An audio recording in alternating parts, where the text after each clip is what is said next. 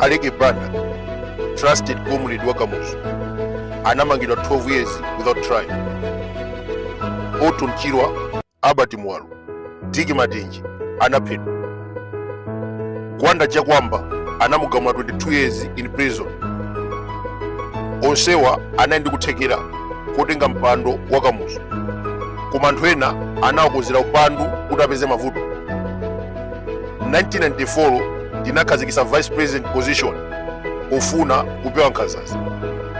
Taona ni ubale wa Bakili Muluzi ndi Justin Malewezi, Bingu Kasimu Chilumba, Joyce Banda, Khumbo Kachali, onsewa anapeza mavuto. Akakhala Saulos Chilima ndi mukudziwa kale, 10 Juni 2024 anamugwesera chikangawo.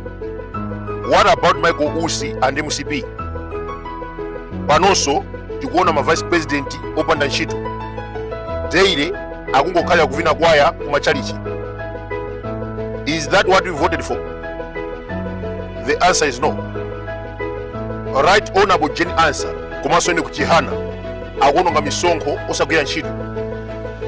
Ndeti mafunsa president sakuwapasa zochita chifukwa chani? Dziko losauka ngati Malawi sitingakhale ma vice president awiri opanda ntchito.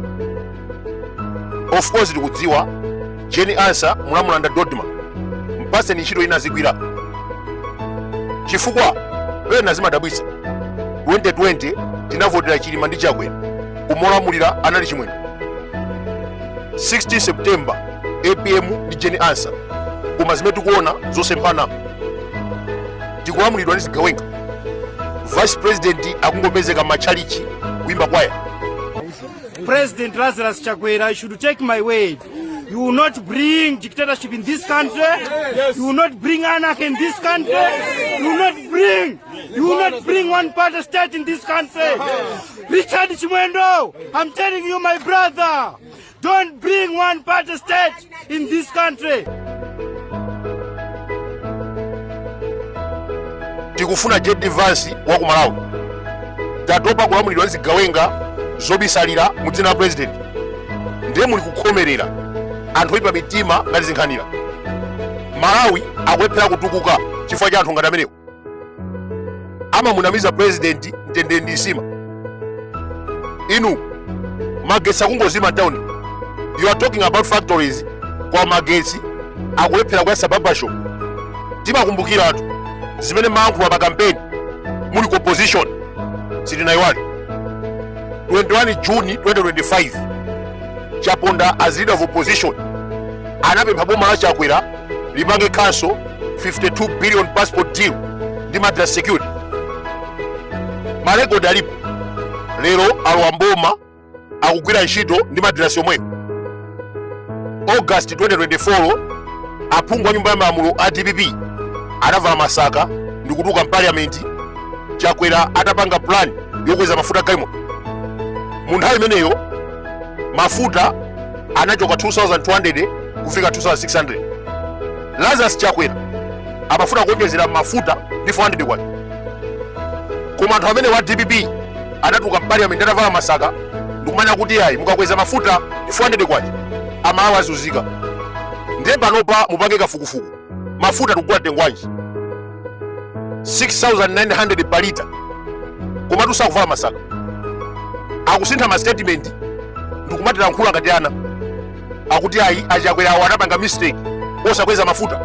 Kodi Achakwera pamene amafuna kukweza mafuta kutoka 2200 kufika 2600 inuyo a DPP munavala masaka parliament ndikumanya kuti ayi akakweza mafuta ndi 400 kwacha aphinja Malawi.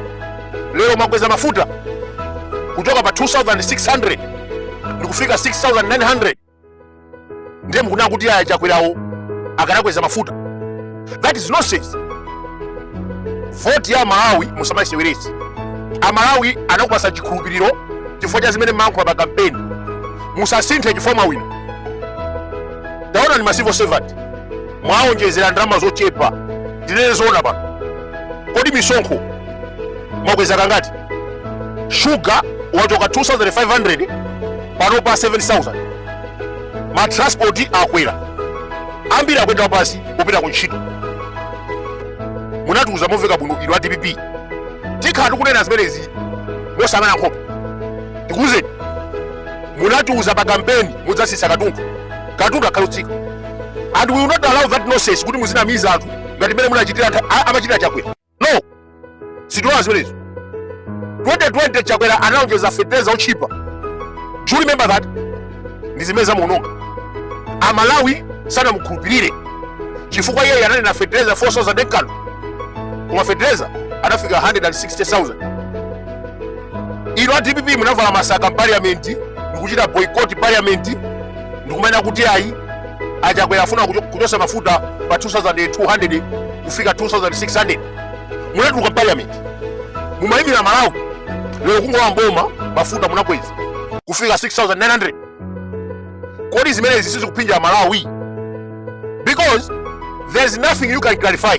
Sikufuna kumva ma clarification anu nthawi imene Chakwera manena za COVID-19 cyclone whatever inuso mukuti state of Hormuz ili ku Malawi basi state of Hormuz azanu so amene achoto kuti ayi nkhondo ku Ukraine inuso mayamba state of Hormuz kwa mukulemera ndi state of Hormuz yomwe mose mwayambira kwa uza Malawi state of Hormuz koma prado poonjezera pamenepo mwakumana ndi mavuto a COVID poonjezera pamenepo mwakumana ndi mavuto azachilengedwe cyclone Ana cyclone Gombe ndi zina zotero